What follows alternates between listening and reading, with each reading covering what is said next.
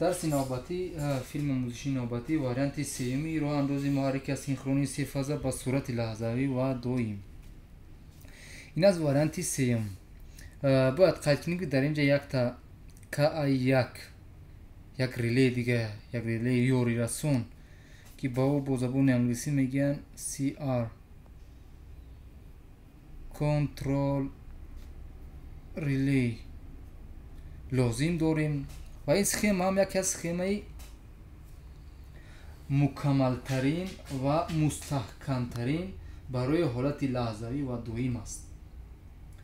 و ما با سبب اون که ما ریلی نداشتیم و این نمودی شنیدر که تقریبا فونکسیون ریلی را اجرا میکنه، یک سیم پیچ دارد و 4 تا کانتاکت، 2 تا کانتاکتی بسته و 2 تا کانتاکتی باز. که ریلی را بسیار به زبان روسی پرامژوتر چنین ریلی میگن، ریلی فسیلوی که برای یاری دادن در سخیمه برای ما لازم است. و طرز کار پرینسیپ کاری چنین است. ما یک کلید قطع داریم، شستی قطع داریم. S1 ما برای لحظوی و SD ما S1 ما برای دویم و SD ما برای لحظوی است. در اینجا کانتاکتی که موازی شده است به S1 کانتاکتی K1M نیست بلکه K1 است و اینم K1 است. پس از پخش S1 K1 تغذیه می شود و کانتاکت خود را در اینجا پیوست میکند، وصل میکند، بسته میکند و از این نقطه به طور دویم تغذیه می شود و این چنین کانتاکت دیگرش وصل میکند که این آمده به K1M میرسد و K1M هم تغذیه شده محرک ما راه اندازی می شود. و اگر طریق لحظوی باشد، اگر ما لحظوی را پخش کنیم از همین نقطه، یعنی K1M از همین نقطه به طریق لحظوی ما میتونیم با K1M به طور ساده مثل سخیمه درسی گذشته بود، درسی یکمی ما، یعنی به طور زیرین لحظوی ما پخش میکنیم، K1M تغذیه میشود و جدا میکنیم، قطع میشود.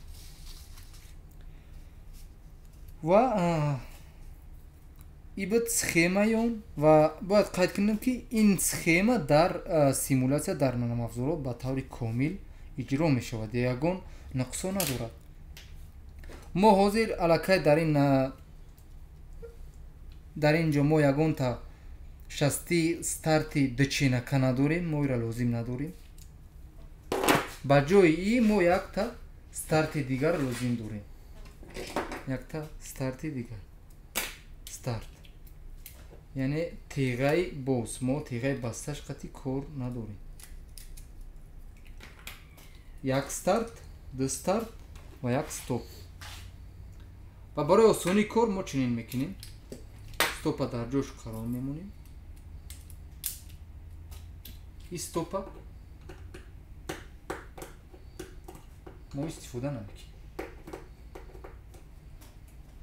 استوپ هم لازم نشد. دویم قطع لحظوی طبق نقشه با سیمکشی کاملا انجام میتیم.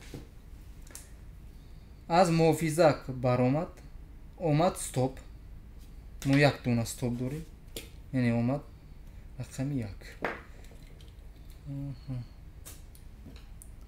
رقم یک بهترش این است تیغه بسته، رقم یک استوپ،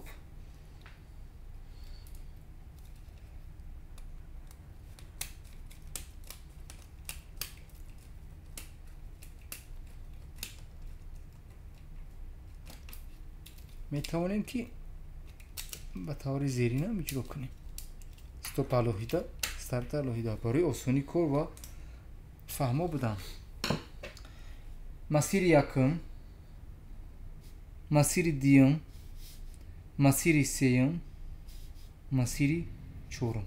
همین 4 مسیر ما انجام میدیم. از استاپ اومد رقم 3 استارت. ما استارتی گفتیم استارت دویم همین خیلی همین را استفاده میکنیم. رقم 3 رقم گذارش انجام میدیم. بگذار که از رقمی 2 بر اومد 14 میکنیم. از رقمی 2 اومد رقمی 3 بهتر رجع 3 و 2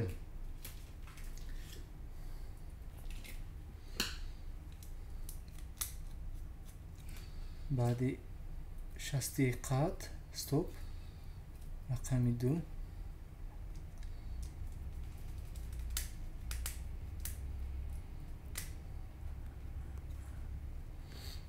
اومد رقمی 3 در اومدی ستارتی دویم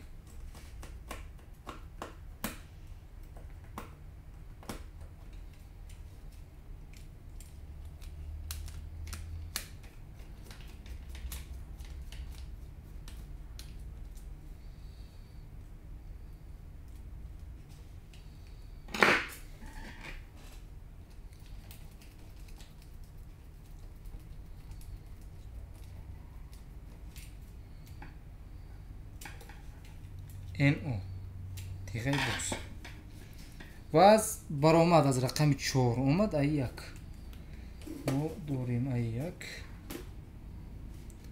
کلش نیست ای 1 این از رقم 4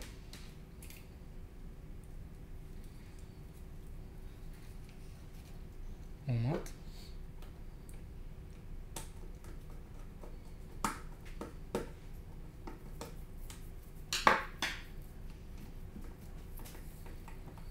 با یکی کانتکت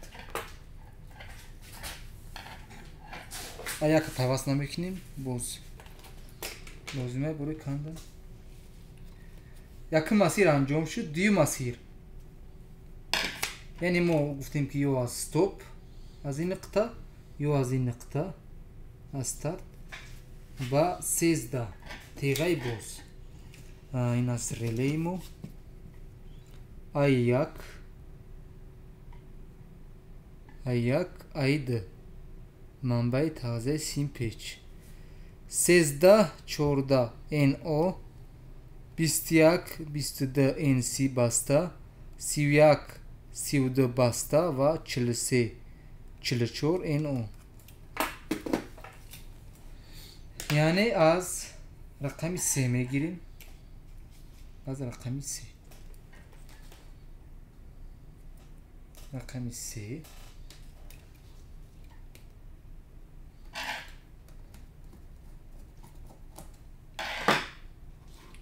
ستارتی دویم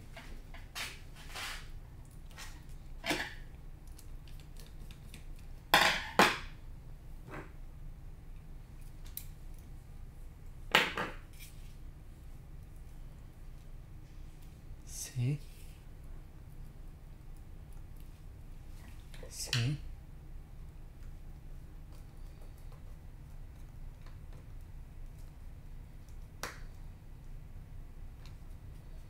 اومد بر رقمی 13 تیغه باز تیغه بازی ریلی یک که یک است رقمی تیغه باز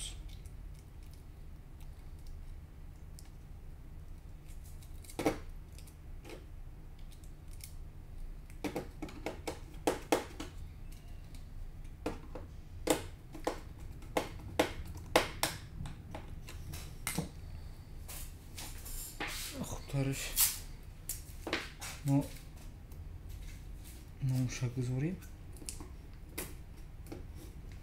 ای بود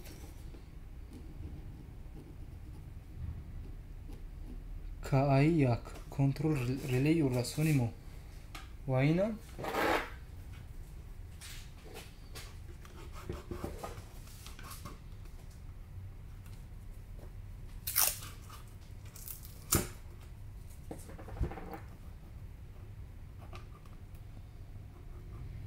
K1 M контактор. خب مسیر یکم 13 از برآمدی K1 ریلیمو اومد رقم 14 اومد با رقم 4 ما میتونیم با رقم 4 استارت یا که گفتیم که با I1 یکم فرقیت نداره یا I1 که ما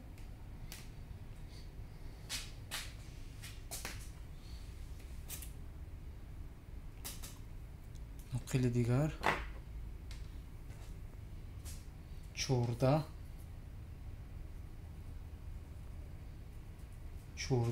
با I1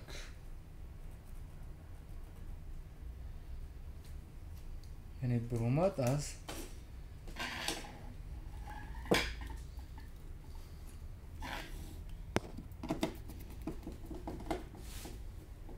رقم 14 اومد با I1 هم جویا شد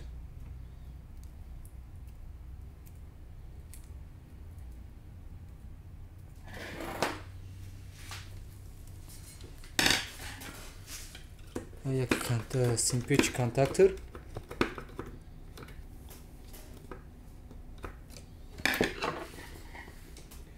مسیر دیگه هم کاملا انجام شد و باز از این نقطه یعنی استارت یکی ما انجام شد ما جوش استاپ رو در جوش میمونیم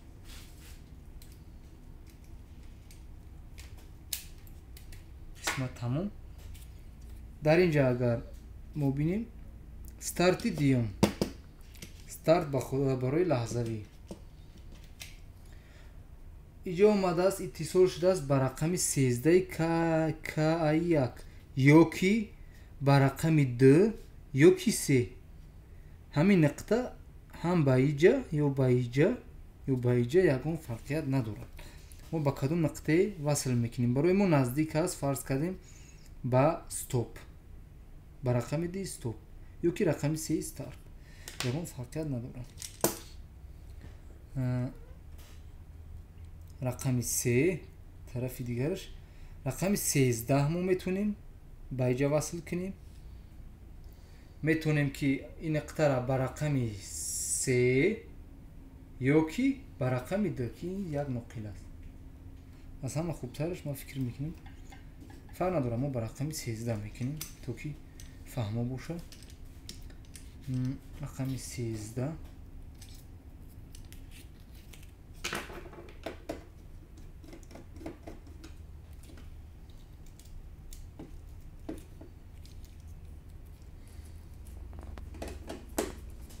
K1 باید فراموش نکنیم که این نقطه ای هر تیغه های باز اینا از K1 از ریلی هستن از کانتاکتر نه اومد به رقم 3 رقم 3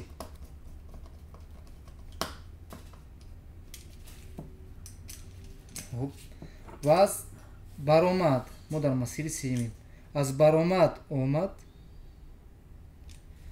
ما یکی از اشتباه‌های کلانترین انجام دادیم در مسیر یعنی ما M1 M2 را گرفتیم با I1 K1 M وصل کردیم با I1 K1 M نه با I1 K1 ریلی یعنی ایده طرف ما از اینجا جدا کردیم از کانتاکتر با I1 کی ریلی پیوست کردیم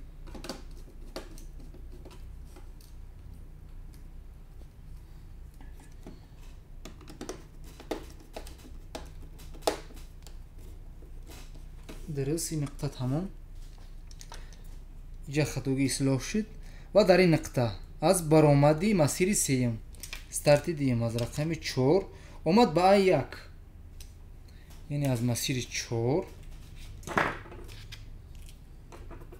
از مسیر 3 از نقطه 4 برآمدی استارت لحظوی با I1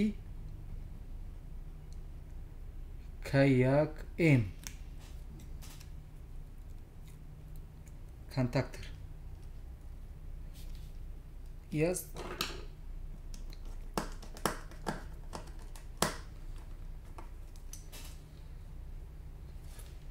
Ba ayı yak.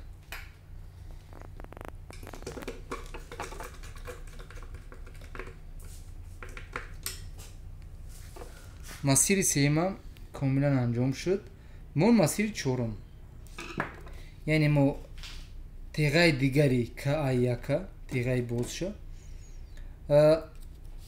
ما از این نقطه اتصال شده است که نقطه یا از این نقطه یا از این نقطه یا از این نقطه یگان فرقیت ندارد. بگذار ما استفاده میکنیم ستارتا یعنی 43 ما طبقی ریله گرفتیم اتصال شده است به رقم 3 بعد درآمدی 3 و 43 میکنیم اینجا 3 درآمد لحظوی دویمی لحظوی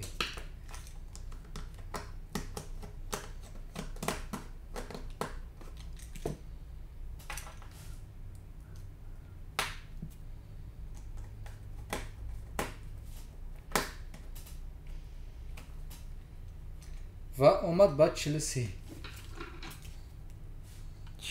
تیغه باز این او ما یک تیغهش استفاده کرده گردیم تیغه دیگرش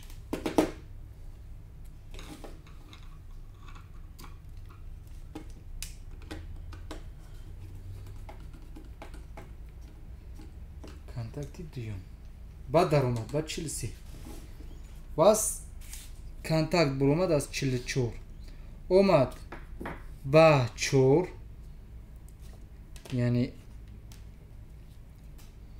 از برآمد اومد با 4 یا که ما گفتیم که طبق نقشه ما میتونیم که با 4 یا که با ای یک با سبب اون که ای یک نزدیک است ما 44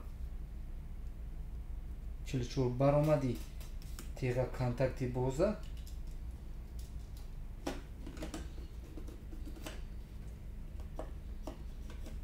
با 4 نه بلکه با ای یک پیوست میکنیم.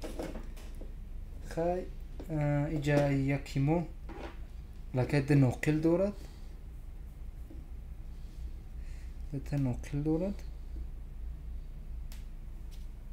با خطوری کردیم با ای یکی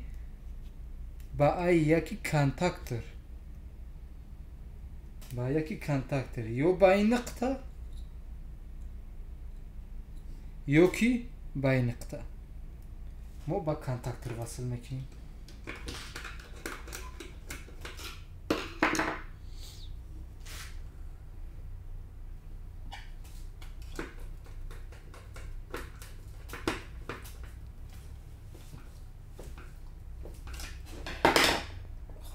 سیم کشی کاملا انجام شد. نه ای ده موند ای ده با نیترال ما یک نیترال دیگه هم احتیاج داریم.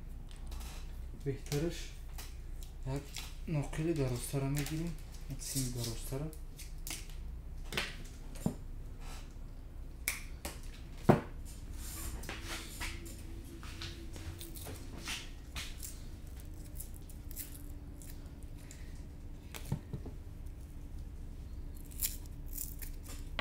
یعنی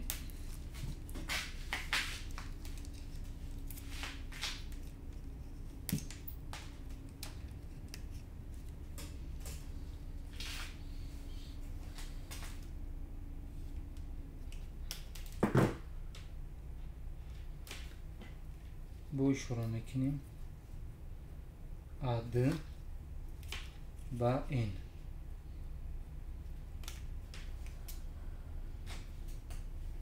aydı ayrılı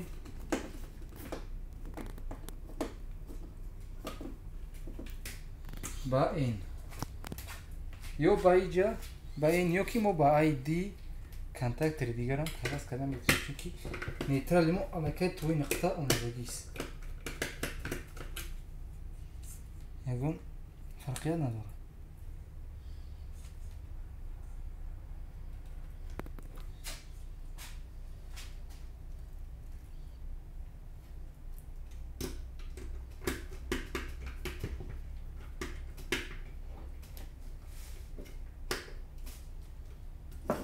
симкаши мо комилан анҷом шуд.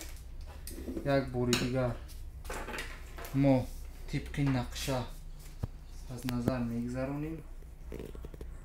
фаза омад стоп, тиғаи баста. аз стоп баромад рафт старт, старти дуюм ва аз старт рафт ай1 ка ай1 реле. қисмат масири якум тамом. масири дуюм аз даромади старти дуюм омад рафт рақами 3. аз даромад рафт рақами 3 тиғаи контакти бози ка1. аз инҷа дуруст ва аз инҷа баромад рафт ё ай1 ка1 ё ки гуфтем 4. баромад рафт ай1. қисматам дуруст. қисми лаҳзавӣ, старти лаҳзавӣ. аз 13 баромад, аз 13 3. мо аз куҷо баромад? аз баромад аз 13 дуруст. аз 13 баромад омад даромади старт, старти лаҳзавии мо. ва аз старт баромад рафт ай1 ка1 ин контактор. дуруст. дуюми мо аз 3. аз 3 ё ки мо аз чӣ гирифтагием? аз 13 гирифтагием. аз 13. аз 13 ки наздик аст. аз 13 43. не, аз 3 гирифтагием. аз 3, ин аз 3 омад 43 тиғаи дигари контакти боз.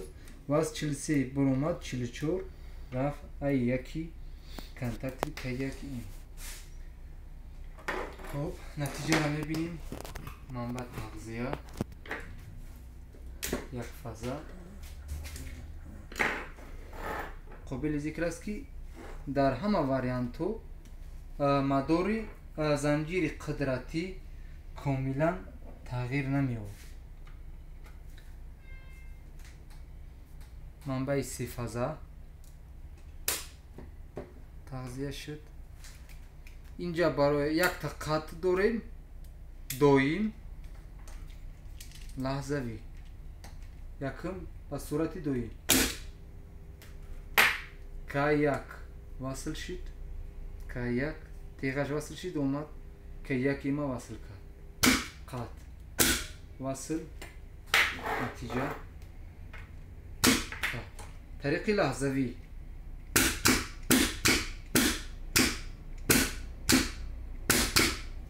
оё мо аз дуюм ба лаҳзавӣ гузариш карда метавонем? ба фикрам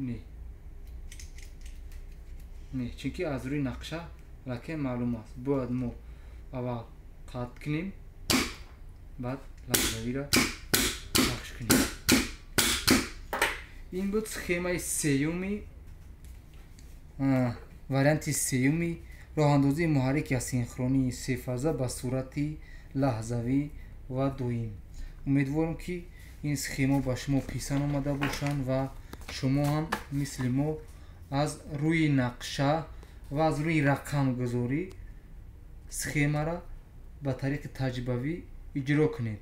чунки аксарияти хатогиҳое ки дар вақти амалан симкашӣ ба иҷро мерасад, ин рақамгузорӣ аст ва пайдарпайи даромад ва баромади контактҳо ва шастии старт стопҳо ва контакторҳо мебошад.